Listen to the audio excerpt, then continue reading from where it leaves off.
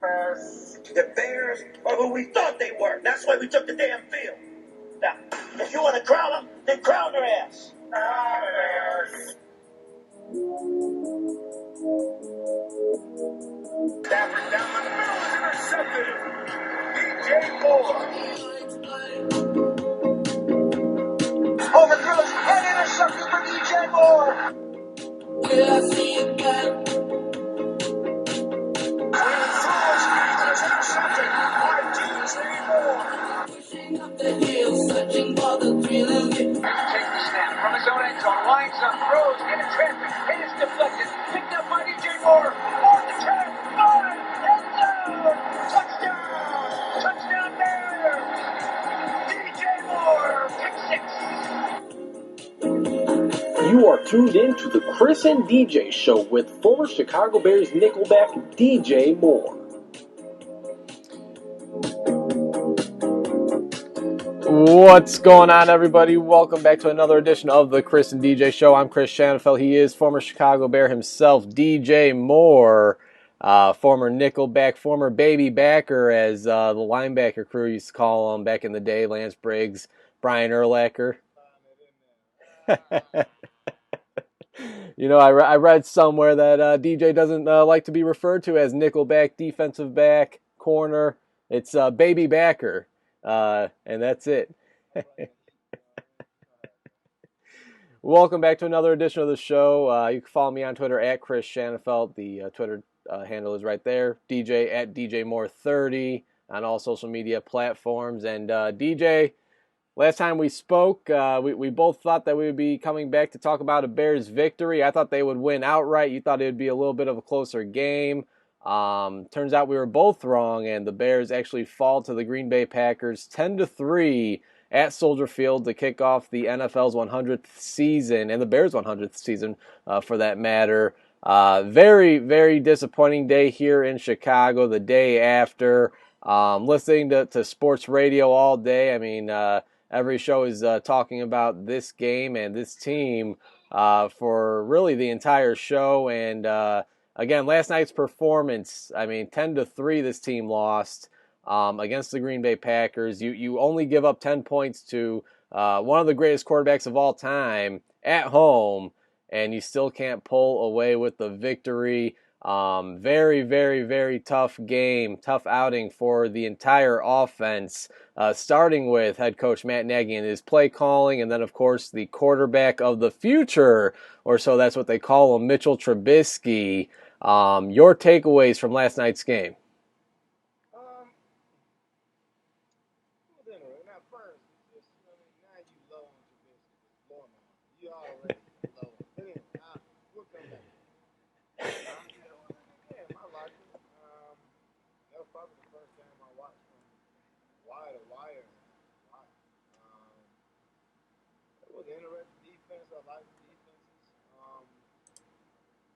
The Bears defense looked much better than Green Bay's, but Aaron Rodgers was able to put together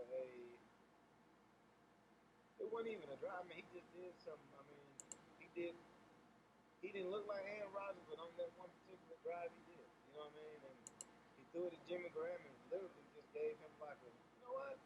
Feet ain't set. Yeah. Let's try it. You know what I mean? So, he scored. That touchdown. I think he did another one. I think going back the other way, the pass interference, a couple more plays to get the field goal. So they just did, he just did enough. Pretty much manage the game is what he did. Don't turn it over. You got to make one play to make it, move it up the field. The punter probably was the play of the game because he was booting it. Like every time, every 10, he'll boot it to the other 10. You know what I mean? So he was changing the field position the whole time, so he was key. I could tell how the night was going to go. I mean, once the kind of the game had started, I mean, nobody could do anything. And it's hard to judge, the offenses in this game just because of what the defenses was doing. I think Trubisky at times, I seen a couple, and I personally seen a couple of them where he just read it just wrong. But even when he got outside the pocket, he could have. I don't know if he was then it was a really good throw for him and Robinson in the back shoulder. You know what I mean? There wasn't enough deep shots. Gabriel is one of the best guys in the league. When he was in Atlanta, I mean, all he did was run deep. You know what I mean? So it's just you gotta attack people down the field. Because if you don't, you run a lot of short routes, and they play like a man coverage. I mean, it's gonna be hard for you. It's gonna be hard for you to connect on. Tariq Cohen still looks really explosive. You know what I mean? He caught a lot of passes. He was throwing it. It looked like he was throwing it to him. Mike Davis didn't look bad. He looked pretty good. Young boy Montgomery looked good. But again, somebody gonna be the odd person out because they left balls to go around. But I think the young cat is gonna get more of a look. I think upcoming game because he just every time he was in, he was flashing. And then he was just they were covered for him. Like, I mean, but then again, you got two other players that have been proven and that have have made it happen. So it was interesting, but I think it was more so good part by both defenses, to hold down offenses that eventually will be. It was definitely a defensive-heavy game. Both defenses controlled this game, which was expected by the Bears' point of view. And I wasn't really too sure what to expect out of the Packers' defense. A lot of new faces. Adrian Amos, of course, sealed the game up at the end with an interception in the end zone off a throw from Mitch Trubisky intended for Allen Robinson. I haven't totally sailed the Mitch Trubisky boat just yet, DJ, but the performance last night, and I think I would say more so falls on Matt Nagy and the lack of, I don't know if respect's the right word, but I think he might need from here on out, I think he might need to take the preseason a little bit more serious because not even just talking about with the starting players, DJ, but all preseason long, he wasn't even calling offensive plays. He let that duty go to Dave Ragone, quarterbacks coach, and offense coordinator Mark Helfrich. This is time for you to practice as well, Matt Nagy, and last night's play calling.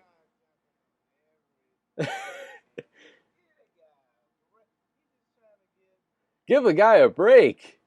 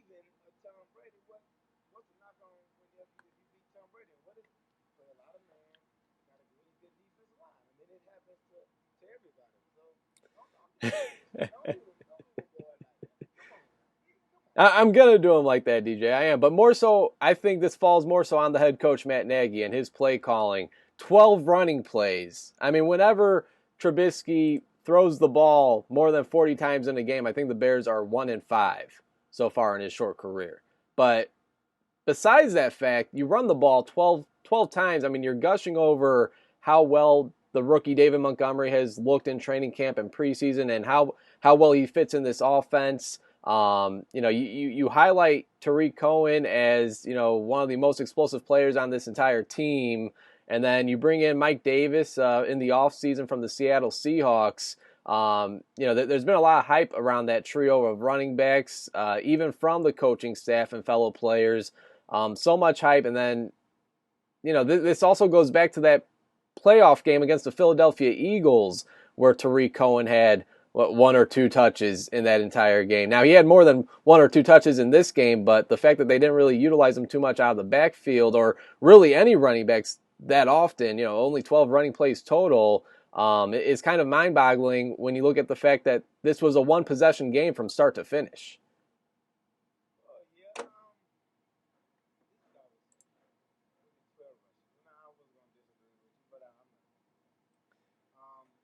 When Mike Davis touched the ball, he was moving the clock. Yeah, he looked really explosive, and he can catch. I think on par with Tarico. Like he can do it all. To be honest with you. And we talked about who's going to take over for Howard. Like he looked like he could have toted the ball quite a bit. Um, because their defensive line was not like ours. Like when they ran the ball, and we ran, you could see the creases and things like that. Um, so I think if we would have ran the ball, it may have been, a chance to get some things going. See, to me, and I was tweeting about it was, I want to see Trubisky run. Like he's always been comfortable running the ball. Even in college, he's always been comfortable running the ball. So it was on when you give him an option to run it, or the one pass option, which it worked earlier. Like you can keep doing it. If a team doesn't stop you from doing something, do it again. Like we did like once, and now you know what? Let's try something. Let's try this reverse. Let's put Patterson in the backfield and let him run. You know what I mean? Even though Patterson is known for kickoff return and punt return, things like that, he can run it, but still, when it's cute and it doesn't work, oh my god, oh my god, it just doesn't look. It just doesn't look good. And this is a motivated team. You got Amos over there who's a motivated coach because he just left. Like he understands this offense. You know what I mean? Now, I don't know if that's taken into consideration. You got, a player that just left and he kind of knows the ins and outs of your offense. He should because he's been through training camps and things like that with you.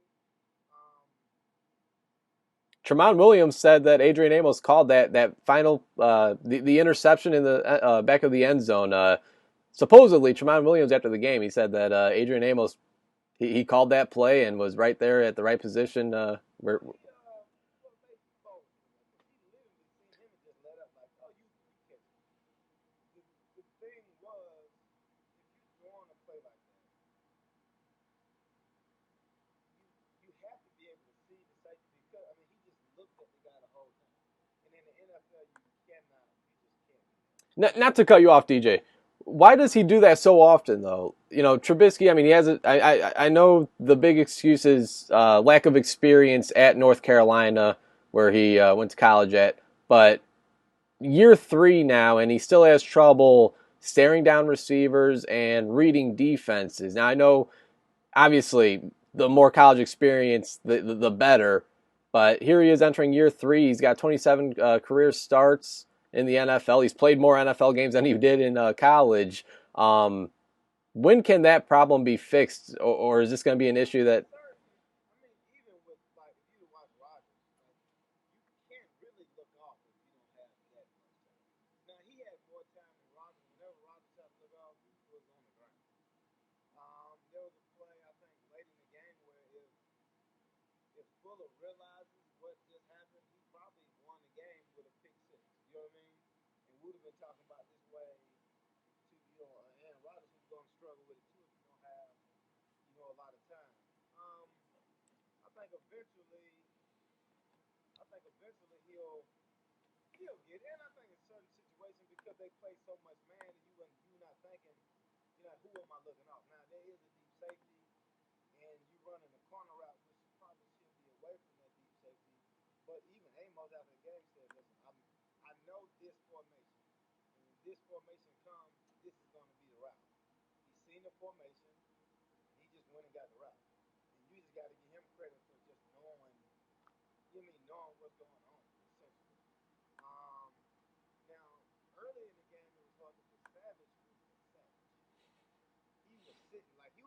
safety and he was sitting. I mean, routes that they were playing man, he was jumping the route before he had time to jump around. Like he gonna be least to family. So you just realize, okay, it's not a new defensive scheme, but there's new defensive players everywhere. You drafted guys, you got good corners, you got safety, you got a new D line, and you had a little bit of everything, and it was working. I mean, and Rodgers set it up again. We got a good defense because I mean they making it hard. I don't think they were more so disguising, but it's just like when you pressing and I'm doing a lot of short routes and guys are just not open or you don't feel comfortable enough to throw them open. You know what I mean? It'll be a little bit tough, but a lot of quarterbacks really don't bring all that. A lot of times you got to know what they in, and if it's man to man, can my guy beat your guy? If he can't beat your guy, then well, hopefully he'll pass interference. I don't know. He's former Chicago Bear defensive back DJ Moore. I'm Chris Shanfield. You're tuned into the Chris and DJ Show. We're recapping the Bears' loss at Soldier Field to kick off the NFL's 100th season, 10-3 against the rivalry Green Bay Packers.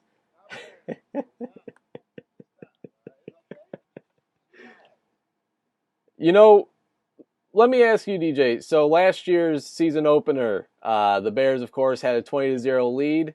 Aaron Rodgers goes down with a knee injury. He comes back and leads a last-minute victory over the Chicago Bears, 21-20. Now that was at Lambeau Field. That was to open the season, though. So here the Bears are again. They start 0-1 after last night's game. Which game, in your opinion, was more disappointing? That was the topic today. I think hands down last year's, because you have that 20-0 lead. I mean, everything started out so perfectly. Khalil Mack, you weren't even you were 1 week removed from acquiring Khalil Mack. You knew he was one of the league's top pass rushers. You really weren't too sure what to expect, those things, as he missed all training camp and preseason. He comes out and dominates that game. 2 sacks, a forced fumble, a touchdown, interception. The offense, it looked like already it was something that we had never seen before. Young quarterback heading into his second year. A lot of these new weapons. I mean, it was so exciting that first half. Probably one of the most exciting first halves of football I've ever watched as a Bears fan. And then for it to crumbled down the way it did last year, and then Aaron Rodgers coming back out of the locker room as he went down with a knee injury, comes back and leads that team to victory, 21-20. I think undeniably last year's was more disappointing, but there are some that think that maybe this year's 10-3 loss at home is a bit more disappointing.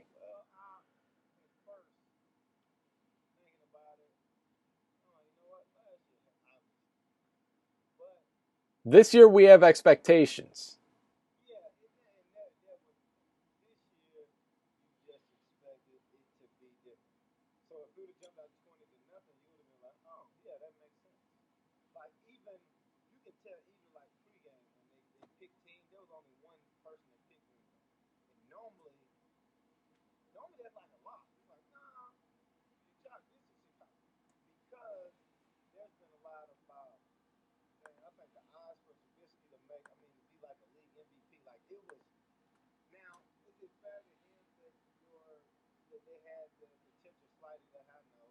I mean, I didn't believe that, but a lot of people did because I mean, I never seen like I didn't see. I know he grew from last year, but it wasn't like to be a good NFL player. You have to be able to push the ball down the field. He hasn't shown the ability to do that.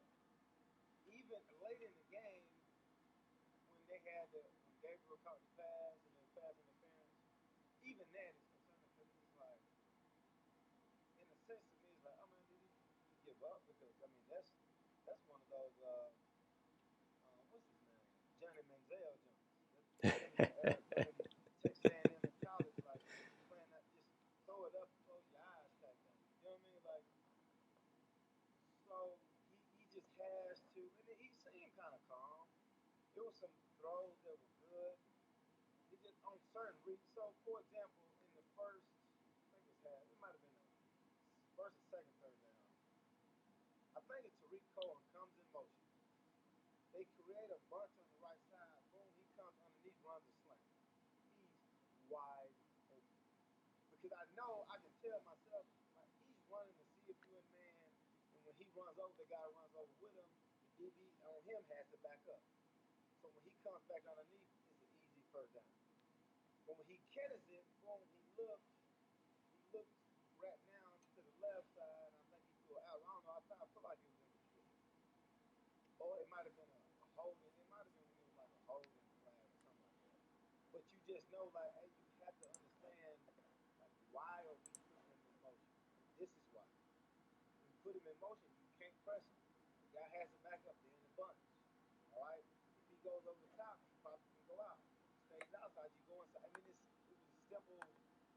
it was simple things like that when you see him. Or they would show the last one, I think, when he rolled out and he had a lot on the song. Like, why did you throw it? But when you look at his eyes, he's looking more, when he's rolling, he's looking more inside. Because he actually did it early in the game when he was rolling right, he threw it back left. Normally that's a no. But it should have been a pick no. You know what I mean? So I think, I don't know. I actually don't know what it was. I'm sure he was ready for the game. But I think it's how it happens sometimes. You run against a good defense. It's how it is. Mitch Trubisky completed 26 of 45 total passes for 228 yards and an interception. Probably should have had at least 3 interceptions. Lucked out, and only one was intercepted. We ain't gonna do that at least. At least don't work here. Come on. Well, it was the former Bear, Adrian Amos, that did pick off Mitchell Trubisky to wrap up the game, to seal the game, and to seal the 10-3 victory against the Green Bay Packers, Chicago Bears. DJ, Tramon Williams was vocal after the game. You know, he spoke about how Adrian Amos kind of called that play there towards the end in which Adrian Amos picked it off. He also said, we knew if we could get Mitch Trubisky to play quarterback, we could win. And he went on to kind of explain what exactly he meant from that. And he said that if he knew that this was a talented bunch, he knew that they had talented receivers, he knew that they had talented running backs, but if they could keep him inside the pocket, that he said that they knew that they could win. Your thoughts on that, and throughout your career, was there a quarterback that you felt the same way about? Well, Aaron Rodgers, I guess. And it's not because he's not good in the pocket. He's just really good out of the He's pocket. better when he's on the run. And coach always said, listen, do not let him get out of the pocket. Do not. Because when he gets out of the pocket, because he's not looking to run. Like, he'll wait until the last minute and he will throw it deep down the field. And it is that thing. So now I don't know if you were talking about Trubisky in that sense, but he has to learn to do that because he is athletic like that. I think it was late in the game where he did something. Well, I think he had almost got the first down. Like the moves he made to almost get the first down, when I think he fell down like backwards, it was like, you know, this cat is really athletic. So, but you have to. The thing is, you have to use them. That's why you do zone reads and you do run pass options and things like that. You don't have to just sit in the pocket. I hate when quarterbacks who are athletic say, "Man, I want to be like Peyton Manning and Tom Brady." Why? I don't. I want to be able to run. I want to be now. Do I need to run every single play? No, but I can use my athleticism. I can Aaron Rodgers to get outside the pocket because even though when he was running sometimes to Aaron Rodgers, he would get the first down. Trubisky does. He does the same thing. So they're kind of cut from the same cloth in the sense of athleticism. He just got to make sure to keep his eyes. You know what I mean? Keep his eyes down the field. Um, but again, you going when the quarterback is athletic, you do what you want to do. I mean, that's what the talking points is. Like, don't let him run. Like, I don't want him to run. You know what I mean? Because sometimes they might go zone and do something like that because what? They don't want to run. But he run anyway. It's a cat that had what 421 rushing yards last year. That's a lot. A lot. So I want you because when he runs, he get what? He get real excited. When he get real excited, man, his throws get a little bit better. Everything get a little bit better. Girlfriend start looking better. Everything gets better when you start running the ball. You get comfortable with it. So now rivalry has kind of picked up because I think when I was playing, it was a little more like a, you know, you had drives and everybody was like real cool. Like you respected playing against them, but you didn't hate them. It seems a little more hate. You know what I mean? He backing cats off on the sideline and getting another person foul. You know what I mean? So it seems a little bit. It seems more of a like I don't like you, you don't like me. So I don't mind him saying anything after the game because when it's like that, it's how it is. You know, talk a little trash and hey, make him be a quarterback. It's really just saying, hey, keep him in the pocket, be athletic. Don't let him. It's hard in the pocket. It's collapsing around you, people running wild. It's hard to function and see what's going on. I think we've spent enough time talking about this Bears offense from last night, DJ. But let's talk about one of the I guess only bright spots of this game last night, and that's the Bears defense. They showed out and they performed right away. You didn't need any of the preseason preparation for this starting defense. Leonard Floyd, it was really nice to see him active and make some noise in the backfield. Had 2 sacks on Aaron Rodgers last night, and I think you and I both agree Roy Robertson Harris really stood out last night. If my memory serves me correctly, he's the one that actually tackled Aaron Rodgers last year in the season opener and caused Rodgers to miss, quarter and a half before he led that comeback last year. But Roy Robertson Harris picked up where he left off at last season, and he looks as if he could be a breakout candidate on this defense. Big 6'7" defensive lineman, and he was kind of all over the field. He had a couple tackles for loss, and to go with Khalil Mack having a tackle for loss. Roquan Smith, he did have that big 37-yard pass interference call on Jimmy Graham, but Roquan Smith, starting the game off with 2 tackles for loss, picked up where he left off at, and I think this season, a lot of people are picking Roquan to be a breakout candidate.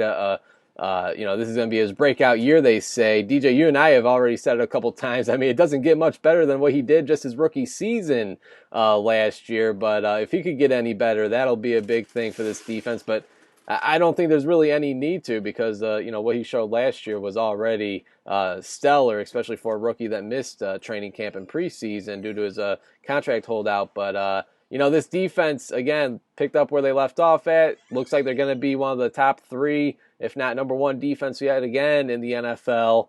How disappointing is it in that locker room for the defensive players knowing that we are playing arguably the best quarterback in the NFL and, we only give up 10 points and our offense couldn't pick it up tonight?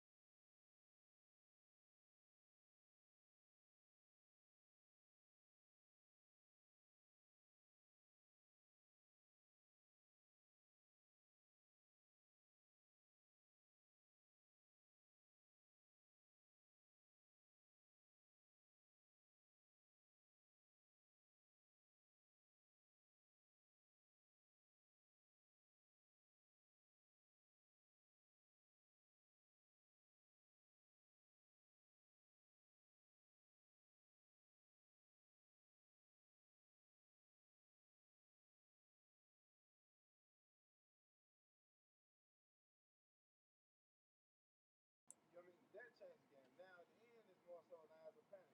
Now we got to score because I'm giving up a field position that led to a field goal. The DBs I think did really well. To me, be a little more aggressive. I know Fuller, jumped 1 or 2 of them where it was close, but knowing that he doesn't have any time. Not only like to me, Khalil Mack had a quiet game, but still he's always in the back.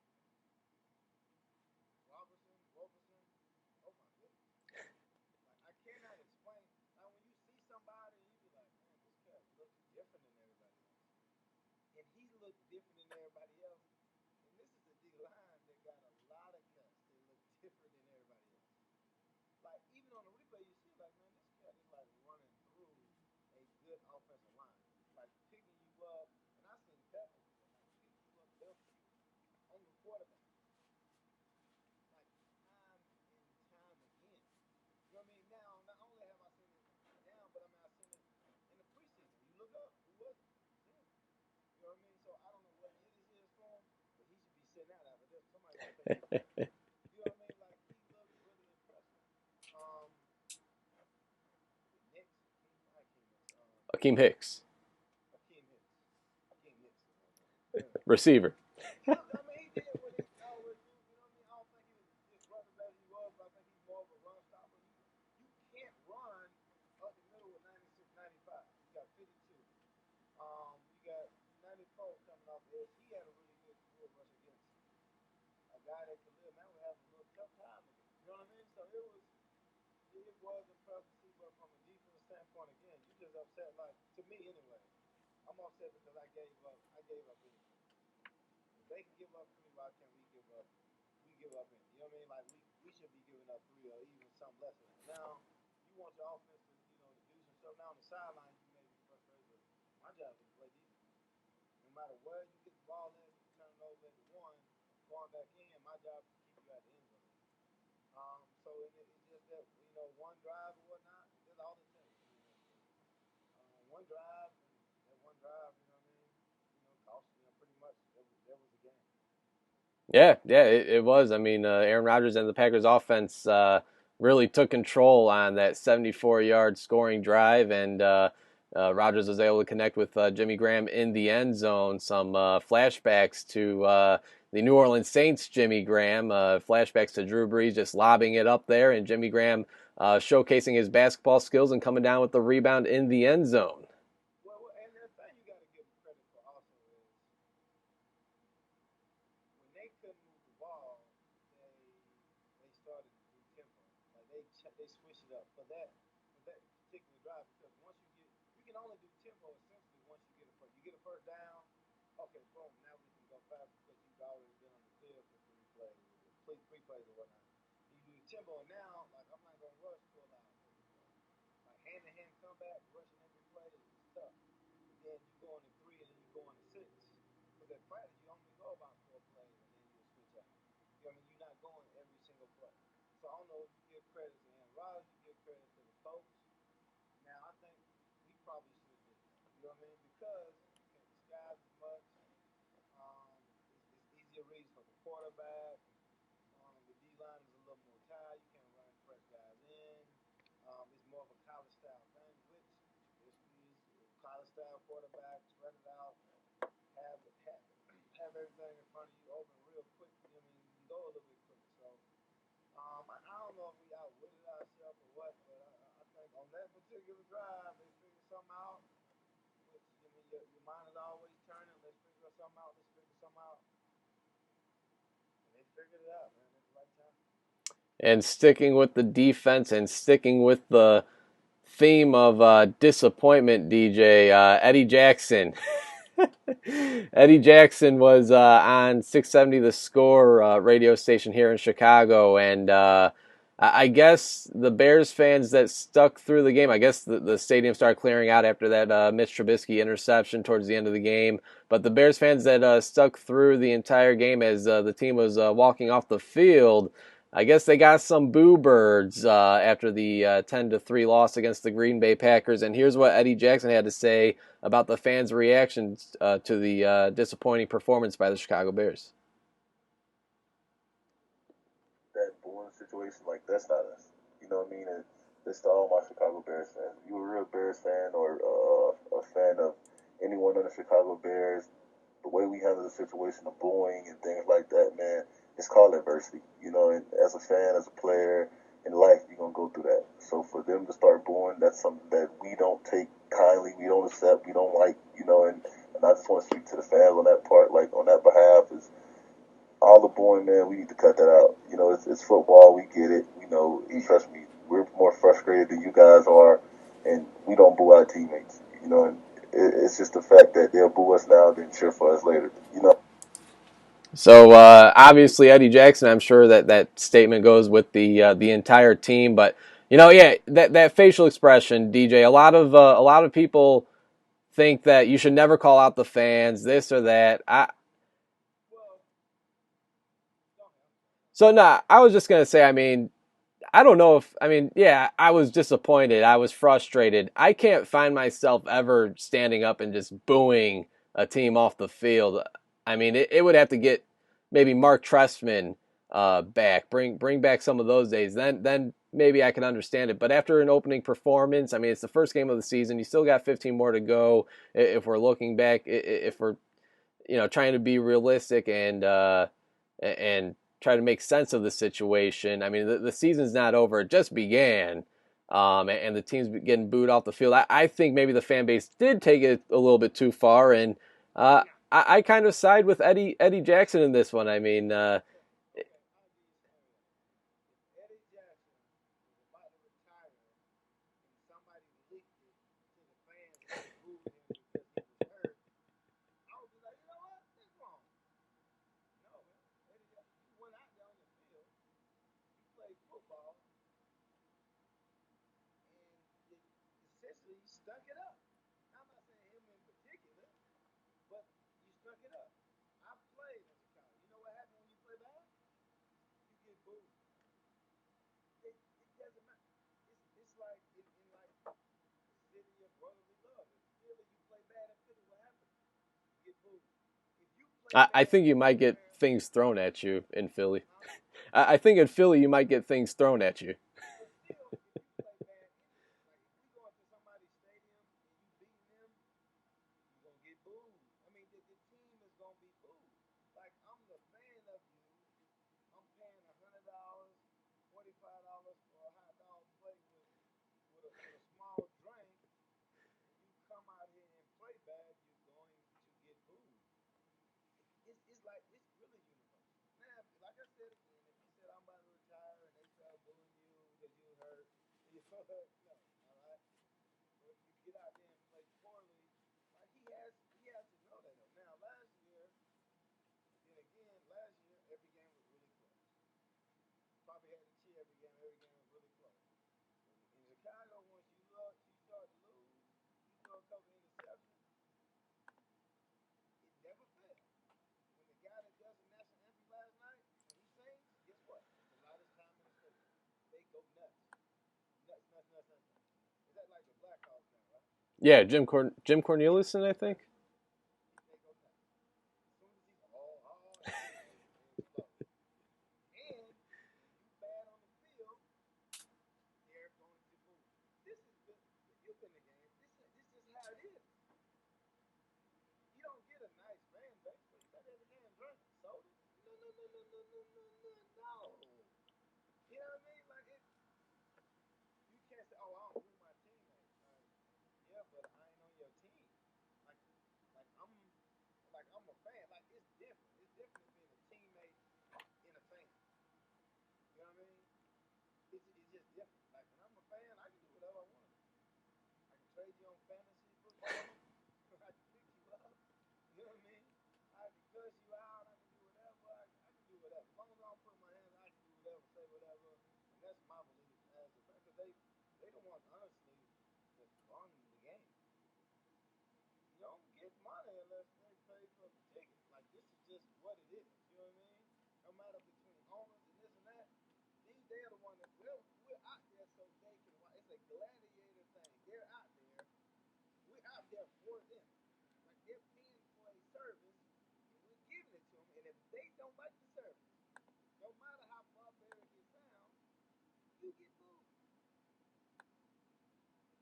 That's it. Anything else? Anything else? No, I mean this. It's just, and I know, and I'm not saying like I know we're not robots, blah blah blah. No, But I could see it both ways. it's a gladiator mentality. My people are going to punish your people. I paid money so I can talk trash to other people, and especially this game. I might be a Bears fan. My wife might be a Green Bay Packers fan. My cousin may be a Green Bay fan. And my other brother may be a Bears fan. Like I take this very, very seriously. It's little soccer, little Premier League overseas or whatever, like it's dead. Like if you lose, you may not live. You know what I mean? And I don't think we not to that extent because they'll go, they'll the hope, they'll love it.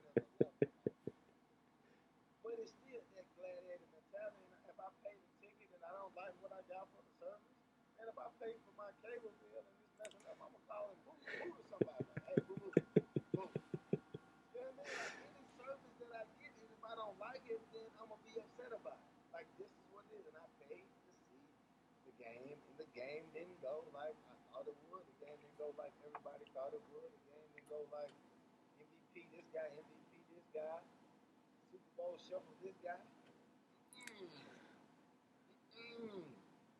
Ooh, rough, man. So you can boom. What's this loss mean for both teams in the NFC North? Packers are now 1-0. Bears are now 0-1. This is exactly how last year started as well, and we've seen the Bears finish 12-4. We've seen the Packers finish 6-9-1. So again, very early on, anything can happen. But I thought this game was the most important game on the schedule. Now with this loss, obviously that moves to next week. But I thought this was a crucial game for the Bears to win. They did not. Now the most important game moves on to next week against Denver. But you got the Packers. They exceeded expectations defensively, no doubt about that. That's going to be a thing to watch moving forward. You got this offense still kind of being implemented, players still being familiarized with this new offense under Matt LaFleur. Now they might become a little bit more intriguing after this first win, and we'll see what the Bears can do to pick up after this loss. But what does this mean for both teams, in your opinion, DJ, moving forward in the NFC North? I don't think it means much. I think going forward, you're gonna have a little doubt. I think even last year was doubt, but then again, it was a different kind of doubt. You know what I mean? It wasn't like, hey, I don't think my quarterback is good enough because it is deep in the hearts of a lot of people, and it happens so quick. That's why the NFL is like, what have you done for the Lakers, man? It's like, man, like you only give a one game. You know what I mean? Against a really good defense. I think both offenses are gonna be better because of the defenses they play. The only problem is, I don't know who Green Bay plays next, but we play the Broncos. Von Miller is much, much better than the defensive end that we just played against. Bradley Chubb is much better than the guys we just played. They have corners. They got Kareem Jackson. So they got corners and safety that, like, they are like literally people that who can guard you. So I think it's gonna be another tough playing against your former defensive coordinator, who knows not only what the offense does because we met with like I know what you want to do. Doing training camp, what do we do?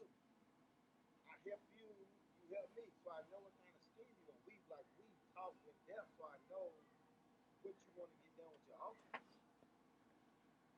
I mean, now it goes the other way as well, but the Banjo is still like he has the tools on his defense to disrupt a lot. To me, I think what made losing this game so hard because they're gonna doubt him so much that it's gonna go over into the next game. And when it goes over into the next game, I don't think he'll do good because of the style of defense that they play. If doubt is in there now, it's gonna be a lot after this next. I mean, I just don't think. I just don't see. And I thought we were gonna be a good team, but I think I see us starting 0-2 just because of the style of defense they play. Now I don't know what Flacco is gonna do and all that stuff, but I think just defense alone, I wouldn't expect us to score over 10 points, and I wouldn't be surprised if it did. Like when we scored 7, you know what I mean? I wouldn't be surprised if we didn't score 10 points again. I just wouldn't be surprised. Yeah, I mean, there's 0-2 is certainly a possibility. I mean, there's not a defensive coach that knows Mitch Trubisky and his weaknesses and what kind of startles him and what he can't do more than Vic Fangio. You know, he spent the last 2 seasons with them, and now is going to coach against them in the second game of the regular season. Green Bay Packers, they'll be playing the Minnesota Vikings next week. Bears, as we've said, they got the Denver Broncos, and yeah, that's going to be a tough one, man. I mean, you know, I think this Broncos defense, we all know what Vic Fangio is all about, and to have these pieces already implemented there, like a Von Miller, like a Bradley Chubb, who I don't think there's ever been a rookie that recorded 12 sacks that their season has ever been so glossed over than Bradley Chubb from last year. I mean, he's absolutely a playmaker, and to think that he's not even the best pass rusher on their team is kind of mind-boggling. And then you mentioned it, their secondary as well. They have some strengths, and of course, leading with Chris Harris Jr. I mean, this is going to be a better defense than what the Bears just played against in Green Bay, and obviously that defense, at least as it looks, it isn't anything to slouch over with either. So it's going to be an interesting matchup, no doubt about it. Matt Nagy and this Bears offense is really going to have to step it up. I think the Bears defense, led by Chuck Pagano, will do their thing yet again. I mean, hard not to believe that. But Matt, one other thing that has not been mentioned yet is Matt Nagy, and kind of he takes the blame, which, you know, once, twice, you love to see it. You know, it's really refreshing how he meets with the media following these tough games. But you know, he's like, oh, this one fall. You know, I'm paraphrasing, but he'll go out and say, you know, this falls on me. I should have done this better. I should have done that better. At what point does that message kind of get a little bit old, and you got to start maybe not dishing out any blame, you know, calling out players to the media, but at what point can he kind of shift some of this elsewhere where, okay, if it's your fault, why aren't we fixing this? Why is this same problem continuing to happen?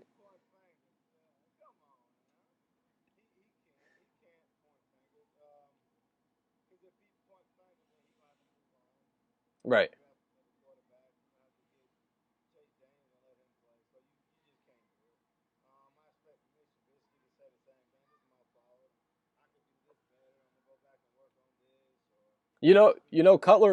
Cutler was at Soldier Field last night. If they were able to get him down to the field, throw a helmet on him, I think they win that game.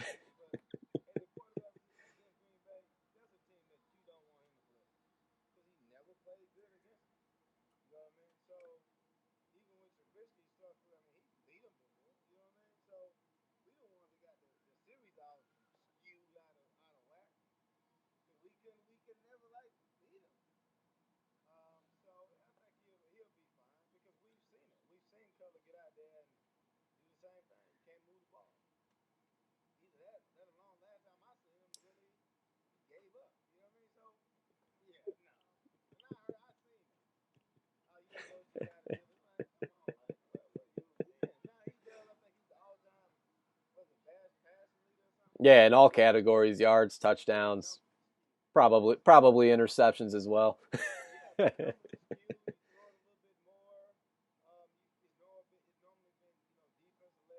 Right.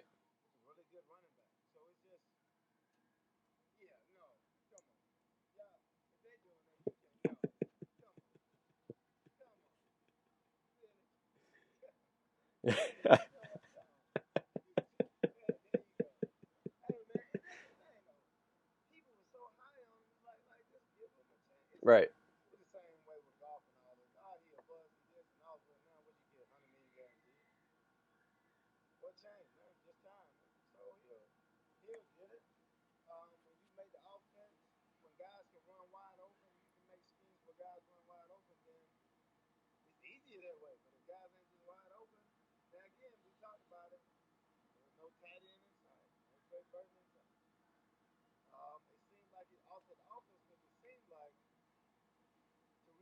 may have been what a tight end would have been, a bigger body maybe. So I don't know how that changed. So you still don't have the full complement of players in the scheme and the system. That's true, and we've talked about how important the tight end position is. Go ahead, pat yourself on the back, DJ. Go ahead. But no, I mean the tight end position is crucial for this offense, and Trey Burton kind of fits that perfect mold where Adam Shaheen, I mean made one good play yesterday, but more disappointing plays than not, and that's kind of been the same old song and dance his entire career. So we'll see. I mean, Trey Burton warmed up. Yeah, right. Trey Burton warmed up. All signs actually looked like he may have played yesterday, but he was ruled inactive, didn't even suit up. So we'll see if he'll play against the Denver Broncos next week. I mean, all hands will have to be on deck in order for the Bears to have any type of success against this Vic Fangio defense. Should be a good game. Should be. I mean, yesterday's game was pretty entertaining, DJ, especially if you're a fan of defensive football. It doesn't get old here in Chicago. It was interesting to see that in Green Bay, seeing as they were a team that struggled on the defensive side of the football for many years, and to see them have success, I didn't really enjoy it, but it was odd to see. It was something that you don't see very often. So Bears fall to the Green Bay Packers 10-3 to start the year 0-1. Next week they got the Denver Broncos. DJ, any final words? Any? Do we want to give predictions for next week's game right now?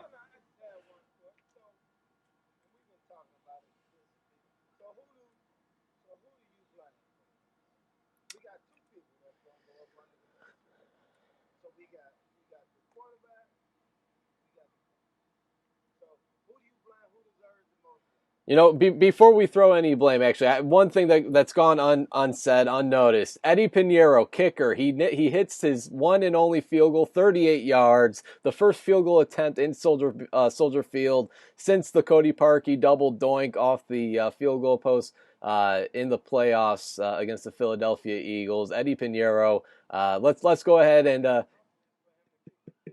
yeah, I know that was yeah. And the thing about him is he's known for having a really strong leg. He's hit 60-yarders in Bourbonnais at training camp. He hit a 58-yarder, I think it was week 3 against the Giants in the preseason. So, yeah, I mean, that was another topic here in Chicago on sports radio, DJ, that had a lot of people, again, questioning Matt Nagy, who, if I had to throw the blame somewhere, again, Trubisky gets some of it, but I think if you have to go one way or the other, I think it's Matt Nagy in this play calling. I just can't get over the fact that you run the football only 12 times with this loaded backfield. David Montgomery, Mike Davis, Tariq Cohen, even throw in Cordell Patterson, who had one carry that got absolutely shut down on a 3rd-and-1 play. But only 12 carries, only 12 running plays distributed to that backfield. And again, I mean, it was a one-possession game from start to finish. Literally, from start to finish. And, come second, third quarter, you're kind of playing, more so third quarter, third and fourth quarter, you're playing as so you're down by double digits, where you have to kind of throw the ball down the field every single play, where, arguably your best player on offense is in the backfield in Tariq Cohen. Allen Robinson had himself a great game. I mean, I think he's kind of putting himself back in that position as a tier 1 receiver in the NFL. A couple years now removed from his ACL injury. So that was one bright spot on the offensive side of the ball. But besides that, bless you. Besides that, I mean, that it's really hard to pick and choose. So again, blame one way or the other, Matt Nagy. Come on.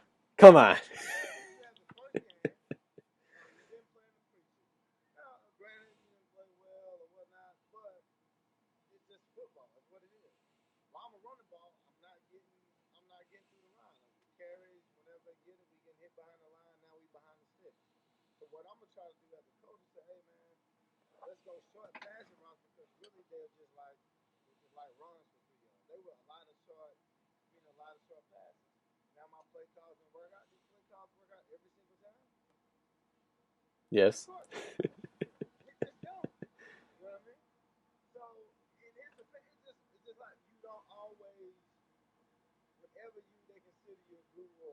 best play call in the world, you ain't gonna always make the best calls, make the best move, or the receiver may drop the pass. Or this may happen because you saw at the end of the game, it was more so a couple passes got dropped, a little motion. It seemed like it was kind of down because everything started on the high at the beginning of the game from national anthem on. So I think he made some good. Not even the stuff that was tricky. It's like it looked bad sometimes, but I think he had the right thoughts, and he just got to execute it. I think he'll be fine. But if you only run it for 12 times, I mean you don't. I mean you understand like it's gonna be tough running. It's like New England. If you gonna stop me running, guess what? I'm gonna throw it to you. Or if you ain't gonna let me throw it, then I'm gonna run it to you. So from that point, I respect him because like he saw it like, hey man, we ain't running because on the other side, all they talked about let's establish the run. Did they ever establish it? No. Like you just can't. Like if somebody doesn't allow you to do something, why are you still harping on it? Like man, hey, move on, man, do something else, and he did that. So But the thing is, it ain't worked the whole game. the thing is though, I mean, you've seen glimpses of what David Montgomery can do and what he brings to the offense, and then Mike Davis. I mean, give him the ball, have him run right up the middle. That seemed to work quite a few times. 3, 4, 5 yards here and there. Well, yeah, but also at the beginning of the game, you got to realize even when Montgomery got in, he broke the one tackle, but when he got the ball.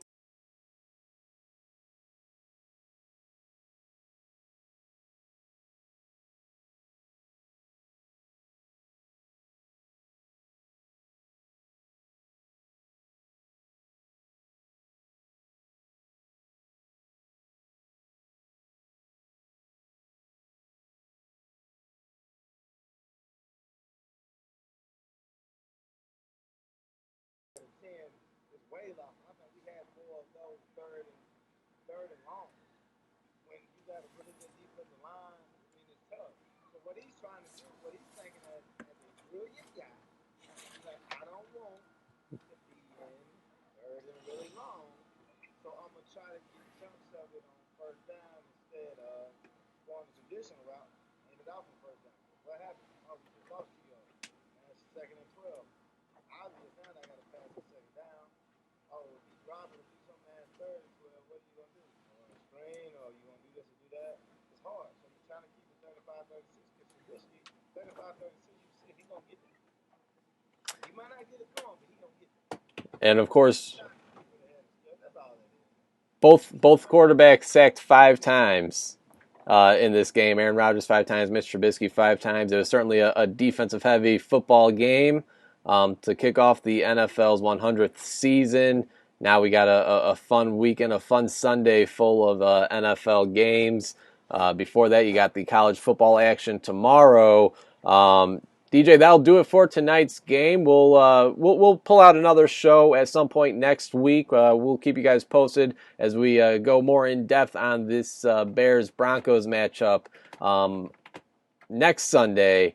But again, Bears fall to the Green Bay Packers 10-3 to kick off the NFL's 100th season, to kick off the Bears' 100th season. It seems like games go in the opposite direction of the team who's celebrating something. So the Bears are celebrating their 100th season. They unveiled the Walter Payton and the George Halas statues outside of Soldier Field, and they lose to the Packers. Brett Favre's speech. No. I'm just saying it's a weird coincidence. I would never.